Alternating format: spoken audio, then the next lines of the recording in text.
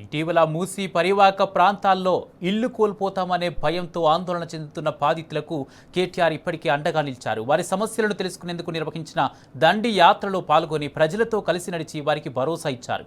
అదేవిధంగా నాగోల్ ప్రాంతంలో బీఆర్ఎస్ ప్రభుత్వం హయాంలో చేపట్టిన మూసీ సుందరీకరణ పనులను కూడా ప్రత్యక్షంగా సందర్శించి అక్కడ జరిగిన అభివృద్ధిని పరిశీలించారు.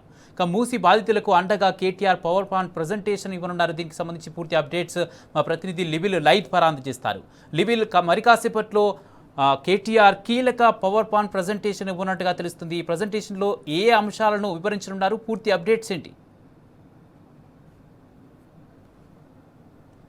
వీళ్ళ కాంగ్రెస్ ప్రభుత్వం అధికారంలోకి వచ్చి దాదాపు 2.5 సంవత్సరాలు పూర్తవుతుంది. 2.5 సంవత్సరాల్లో కూడా ఒక్క కట్టడం కూడా కొత్తది కట్టింది లేదు. కానీ పేదల లక్షల ఇండ్లు కూల్చడానికి వాళ్ళ ఆ శ్రీకారం చుట్టింది. ఈ నేపథ్యంలోనే బీఆర్ఎస్ పార్టీ పెద్ద ఎత్తున పేదలకు మద్దతుగా నిలుస్తుంది. హైడ్రా పేరుతోటి వాళ్ళ అడలెత్తిస్తుంటే హైదరాబాద్ నగర వాసులంతా కూడా ఇవాళ అల్లాడిపోతున్న పరిస్థితి కనిపిస్తుంది. ఇవాళ ఏదైతే మూసీ సుందరీకరణ పేరు మీద మూసీ బ్యూటిఫికేషన్ పేరు మీద బ్యూటిఫికేషన్ చేస్తానని ఏదైతే ప్రభుత్వం కంకణం కట్టుకుందో దాన్ని ఎట్టి పరిస్థితిలో ఒప్పుకోబోమని ప్రజలంతా కూడా పెద్ద ఎత్తున తిరగబడ్డ పరిస్థితి. వారికి అండగా బీఆర్ఎస్ పార్టీ మద్దతు ఇచ్చింది. ఇవాళ మూసీ బ్యూటిఫికేషన్ పేరు మీద లక్షల కోట్లు ప్రజాధనాన్ని దుర్వినియోగం చేయడమే కాకుండా లక్షల కోట్లు వారి జేబుల్లోకి వేసుకోవడానికి ఇవాళ కొత్త నాటకానికి తెరదీసింది. ఆ నేపథ్యంలోనే ఇవాళ పెద్ద ఎత్తున దాదాపు ఆ మూసీ పరివాహక ప్రాంత ప్రజలంతా కూడా ఇవాళ రోజు రోజుకు ఆందోళన చెందుతున్న పరిస్థితి కనిపిస్తుంది. మూసీ బాధితులంతా కూడా తమ గోడు బీఆర్ఎస్ పార్టీతో వెళ్లబోసుకున్న నేపథ్యంలో ఇటు హైదరాబాద్లకు ఇటు మూసీ రివర్ ఏరియా పరివాహక ప్రాంత ప్రజలకు బీఆర్ఎస్ పార్టీ అండగా ఉంది. మొన్న ఇప్పటికే BRS working president KTR Musi పరివాహక ప్రాంతంలో పర్యటించారు. మూసీ దండి మార్చ్ పేరు మీద చేసిన ఆ దండి మార్చ్లో పాల్గొన్నారు. అది ఆ పక్కనే ఉన్న ఏదైతే మధు పార్క్ రిడ్జ్ సంబంధించిన అపార్ట్మెంట్ వాసులకు కూడా భరోసానిచ్చారు. మేము గత బీఆర్ఎస్ ప్రభుత్వంలో కూడా పెద్ద ఎత్తున మూసీ బ్యూటిఫికేషన్ చేశాం, మూసీలో అనేక సంక్షేమ కార్యక్రమాలు చేశాం, అనేక అభివృద్ధి కార్యక్రమాలు చేశాం. కానీ ఎక్కడ కూడా ఎలాంటి ఇబ్బందులు తలెత్తకుండా ఏర్పాట్లు చేశాం, అభివృద్ధి చేశామని చెప్పేసి కూడా చెప్తున్న పరిస్థితి కనిపిస్తుంది. అయితే మనం గత బీఆర్ఎస్ ప్రభుత్వంలో తీసుకున్న అనేక కార్యక్రమాలు ప్రధానంగా ఎస్ఎన్డిపి వర్క్స్ కావచ్చు, ఎస్ఎన్డిపితో పాటు ఇది సివరేజ్ ట్రీట్మెంట్ ఎస్టీపీల నిర్మాణం పెద్ద ఎత్తున చేపట్టారు. చేపట్టిన అభివృద్ధి కార్యక్రమాల నమూనాకు సంబంధించి కూడా ఇక్కడ ఏర్పాటు చేశారు. ప్రధానంగా ఇక్కడ ఎస్ఎన్డిపి వర్క్స్ గత బిఫోర్ ఆఫ్టర్ అంటూ కూడా ఇక్కడ పెద్ద ఎత్తున బ్యానర్లు ఏర్పాటు చేశారు. గతంలో ఏ విధంగా ఉండే ఆ ఎస్ఎన్డిపి వర్క్స్ బీఆర్ఎస్ ప్రభుత్వం హయాంలో చేసిన అభివృద్ధి కార్యక్రమాల వల్ల ఏ విధంగా జరిగాయి అనేది కూడా పూర్తిగా వివరించారు. ఇక్కడ తపోవనం కాలనీకి సంబంధించి కావచ్చు, కర్మన్ ఘాట్కి సంబంధించి కావచ్చు, అటు ఎస్ఎన్డిపి వర్క్స్ చేయకముందుకు ఏ విధంగా ఉండే, ఎస్ఎన్డిపి చేసిన తర్వాత ఏ విధంగా ఉండే, అదేవిధంగా మల్లారెడ్డి రంగారెడ్డి నగర్ కావచ్చు, ఆ పక్కనే ఎస్ఎన్డిపి వర్క్స్ కింద చేసిన ఎల్బీ నగర్ సంబంధించిన సుందరీకరణ పనులు కావచ్చు, ఆ పక్కనే ఉన్న సివరేజ్ ట్రీట్మెంట్ ప్లాంట్ ఎస్టీపీలకు సంబంధించి పెద్ద ఎత్తున ఆ బీఆర్ఎస్ ప్రభుత్వంలో అభివృద్ధి కార్యక్రమాలు చేశారు. ఎస్టీపీల నిర్వహణ వల్ల మూసి పెద్ద ఎత్తున వాటర్ అంతా కూడా సివరేజ్ చేసి దాన్ని మంచి నీటిగా శుద్ధీకరణ చేసి మూసీ బ్యూటిఫికేషన్ కు శ్రీకారం చుట్టారు. అవన్నీ కూడా ఇక్కడ ఉన్నాయి. కానీ ఒక్క ఇల్లు పోకుండా ఒకరికి కూడా నిర్వసతి లేకుండా ఆనాడు బీఆర్ఎస్ ప్రభుత్వం అనేక కార్యక్రమాలు చేపట్టింది. కానీ ఇప్పుడున్న ప్రభుత్వం కనీసం ఒక్క గుంటలో కూడా పని మొదలు పెట్టక ముందుకే ఇవాళ వేలాది ఇండ్లను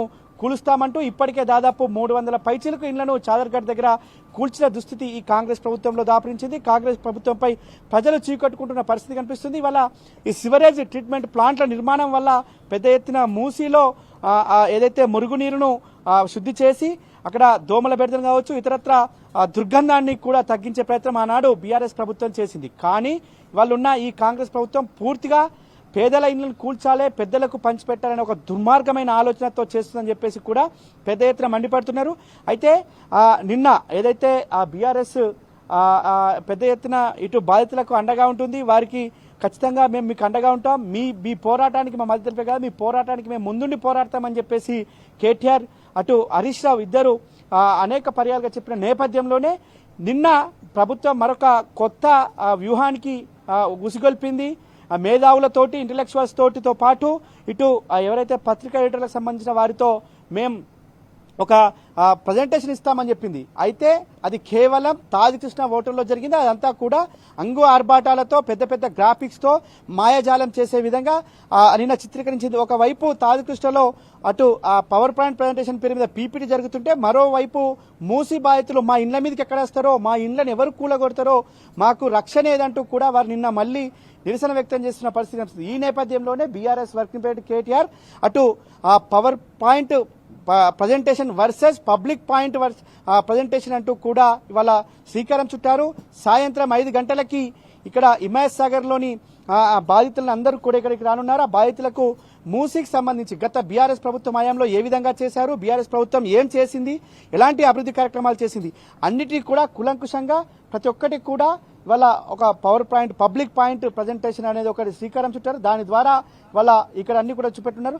2014 నుంచి 2023 వరకు మూసీకి సంబంధించి ఏ విధంగా చేశారు, దాదాపు నాగోల్ దగ్గర 8 కిలోమీటర్ల మేర పెద్ద ఎత్తున సుందరీకరణ పనులు చేశారు. కానీ ఒక గజం జాగా కూడా బాధితులు ఎవరు కోల్పోలేదు, గజం జాగా కూడా ఎవరేం చేయలేదు. దాదాపు 15 బ్రిడ్జ్లను చేయాలని చెప్పేసి ఆనాడు బీఆర్ఎస్ ప్రభుత్వం, ఆనాడే బీఆర్ఎస్ ప్రభుత్వం హయాంలోనే కాళేశ్వరం నీళ్లు తీసుకొచ్చి మూసీకి అనుసంధానం చేయాలని ఆలోచన చేసింది. కానీ వల్ల ఆ నీళ్లు తీసుకొచ్చి ఇక్కడున్న ఏదైతే గాంధీ విగ్రహం పెడతామని చెప్పేసి పెద్ద ఎత్తున ఒక అంగు ఆర్భాటానికి పెద్ద ఎత్తున చేసే ప్రయత్నం చేస్తుంది. స్వయంగా ఇవాళ గాంధీ మునిమన్మడే ఇవాళ గాంధీ గారు ఉంటే ఈ ప్రాజెక్టును ఒప్పుకోరు, ఇలా పేదల ఇండ్లు కూలగొట్టి గాంధీ విగ్రహం పెడతానంటే గాంధీ గారు కూడా ఒప్పుకోరని చెప్పేసి వాళ్ళు చెప్పిన మేధా పాట్కర్ కూడా నిన్నగాక మొన్న ఒక స్టేట్మెంట్ ఇచ్చిన పరిస్థితి వల్ల జాతీయ మేధావులు కూడా ఇవాళ ఈ గాంధీ విగ్రహం పెట్టడానికి కావచ్చు, ఈ మూసీ సుందరీకరణ మీద పేదల ఇండ్లు కూల్చడానికి వ్యతిరేకిస్తున్నది. గాంధీ విగ్రహం పెట్టడానికి ఎవరూ వ్యతిరేకం కాదు, కానీ పేదల ఇండ్లు కూల్చి పెడతానంటే ఇది కరెక్ట్ కాదు, గాంధీ కూడా ఇవాళ ఘోషిస్తారని చెప్పేసి కూడా పలువురు మేధావులు చెప్తున్న పరిస్థితి కనిపిస్తుంది. అయినప్పటికీ కూడా ఇవాళ కాంగ్రెస్ ప్రభుత్వం మాకు నచ్చినట్లే చేస్తా, మాకు నచ్చినట్లే మీరు వివరించాలన్న చందంగా ఇవాళ కాంగ్రెస్ ప్రభుత్వం తీరు కనిపిస్తుంది. ఇవాళ అనేక సెవరేజ్ ట్రీట్మెంట్ ప్లాంట్ కావచ్చు, ఇటు ఎస్ఎన్డిపి కింద కావచ్చు, ఎస్టీపీల కింద పెద్ద ఎత్తున అభివృద్ధి కార్యక్రమాలు చేసి యావత్ దేశానికి అక్కడ ఆనాడు బ్యూటిఫికేషన్ అనేది ఒక దేశానికి రోడ్డు మార్పు చేశారు. నాగోలు టు ఉప్పల్ బాగాయ దగ్గర మూసీ రివర్ ఫ్రంట్ ఏర్పాటు చేసి అక్కడ అభివృద్ధి కార్యక్రమాలకు కావచ్చు, అక్కడ ఒక పెద్ద ఎత్తున పార్క్ ఏర్పాటు చేసి ఆ పార్క్ ద్వారా ఆహ్లాదాన్ని అందించేందుకు గత బీఆర్ఎస్ ప్రభుత్వంలో అభివృద్ధి చేస్తే ఇవాళ ఏదో నైట్ ఎకానమీ అని చెప్పేసి అర్ధరాత్రే ఎకానమీ సృష్టించుకోవద్దని ఇవాళ అర్ధరాత్రి ఇవాళ పెద్ద ఎత్తున ఇళ్లను కూలకొడుతున్న పరిస్థితి దుస్థితి ఈ కాంగ్రెస్ ప్రభుత్వంలో ఏర్పడింది. ఖచ్చితంగా ఇవాళ ఆ బాధితుల కండగా బీఆర్ఎస్ పార్టీ ఉంటుంది. 80% మూసీ బ్యూటిఫికేషన్ కు బీఆర్ఎస్ పార్టీ వ్యతిరేకం కాదు, కానీ ల్యూటిఫికేషన్ కే వ్యతిరేకం. ఇవాళ పేదల ఇండ్లు కూలుస్తానంటే చూస్తూ ఊరుకోం. ఆనాడు అనేక అభివృద్ధి కార్యక్రమాలు చేశాం, ఎందుకు మీరు ఎవరి ఇల్లు కూల్చకుండా మీరు పనులు చేయలేరా అని చెప్పేసి కూడా ఇవాళ బీఆర్ఎస్ పార్టీ ప్రశ్నిస్తుంది. బీఆర్ఎస్ వర్కింగ్ ప్రెసిడెంట్ కేటీఆర్ అధ్యక్షతన మరి కాసేపట్లో ఈ మ్యూజిక్ సంబంధించిన పబ్లిక్ పాయింట్ ప్రజెంటేషన్ చేయనున్నారు.